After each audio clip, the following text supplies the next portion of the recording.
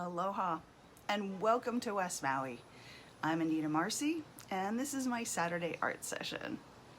Today I'd like to talk to you about your emotional guidance system. Now, I used to think emotions were just a pain in my butt. Like, okay, why do I have to feel upset? Why do I have to feel, this and that? And I'm sure we've all felt that way. But I will tell you something. I read, yes, another book that changed my life completely. And I no longer see my emotions as a pain in the butt. It's called my pesky emotions. Now, I think they're pretty much my best friends. So you have to just simply pay attention. It's all about paying attention. And I think the most important thing really is to be conscious. I think paying attention and being conscious are pretty much the same thing, but it's something you have to do and it's something you have to work on. I know I've had to work on it anyway. So the name of the book is The Astonishing Power of Emotions. Let Your Feelings Be Your Guide. And that's by Abraham Hicks. And what a great book. I mean, all of a sudden I realized that my emotions really mattered. They really count and they're there for a reason. If you only simply just listen. So I'm going to tell you a story, a very recent life story about going to the doctor. And unfortunately, I've not been able to see very well recently. And as it turns out, I have cataracts in both of my eyes. A little young for that, but nonetheless, there it is.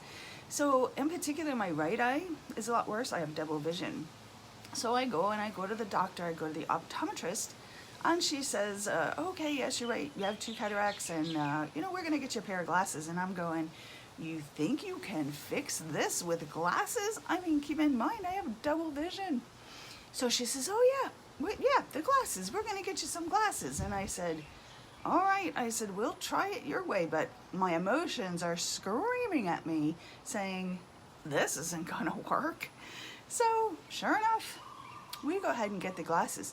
But before the end of the visit, I asked the doctor, I said, I really just don't feel like this is gonna work. I said, I think I should go to the ophthalmologist and get a second opinion. And do you know what she said to me? She says, oh, don't even bother wasting your time, she said. He's not gonna do the surgery. Well, everything in me is telling me he is gonna do the surgery. So I just nodded and thanked her and left. So fortunately, I followed my emotional guidance system and I called up and I made an appointment with an ophthalmologist. And it's a good thing I did because it took a long time to get in. And fortunately, and as it turned out coincidentally and fortunately, I ended up getting my glasses right before the ophthalmologist. So there I am. I pick up my glasses and I put them on, and what do you think? I can't see anything.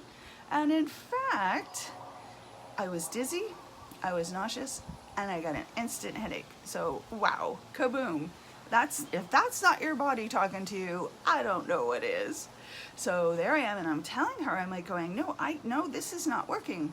And she says, oh, well, she says, just try them. You got to get used to them. Just wear the glasses for an hour at a time. And I'm going, an hour? I said, I can't even wear them for 5 minutes. And she said, well, okay, well, you're going to do whatever you're going to do. I said, yeah, and what I'm going to do is go see the ophthalmologist on Friday. So sure enough, I went to the ophthalmologist, and what do you think happened?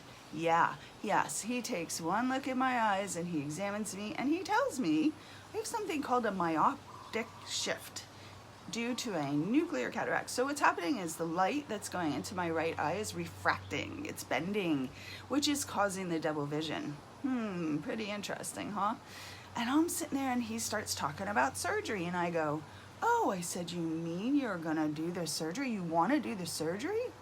And he says, well, I wanna do it if you wanna do it. And I said, yeah, I definitely wanna do it. I really wanna see again.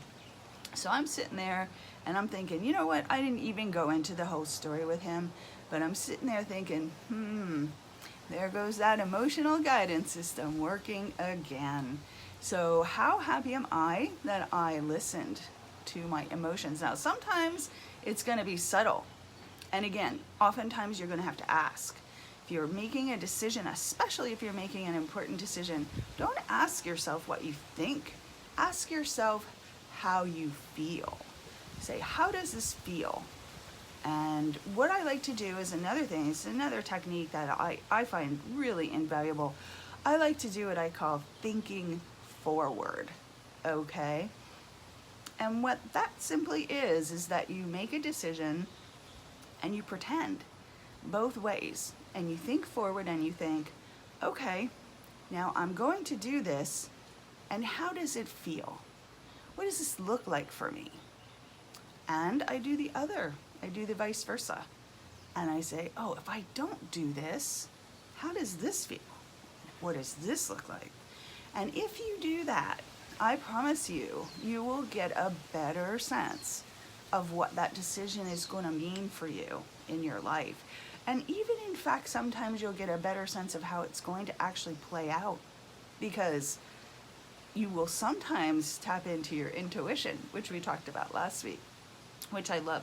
And you know, as I always say, everything is interconnected, and all of the energetic work that we do, or that we consciously or subconsciously do, I think is it's all intertwined. We really can't take these things apart and extricate them, because they all work together. So next time you have a decision, think about that. Like, how does it feel? Ask yourself, how does it feel?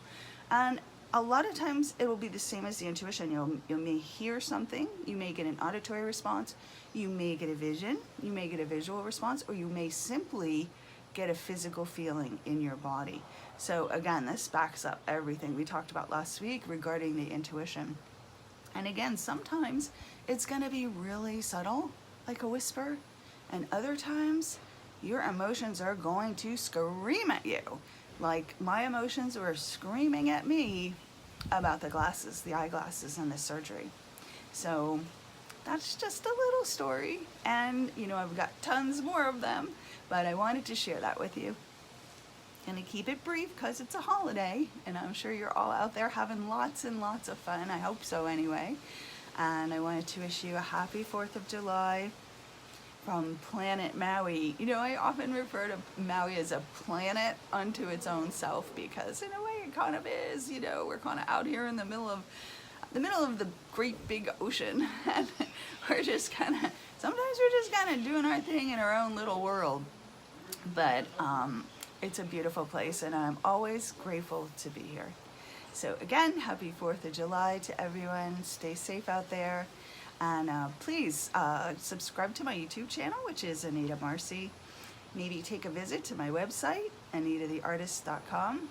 And I hope to see you next week. Happy emotional guiding. Aloha.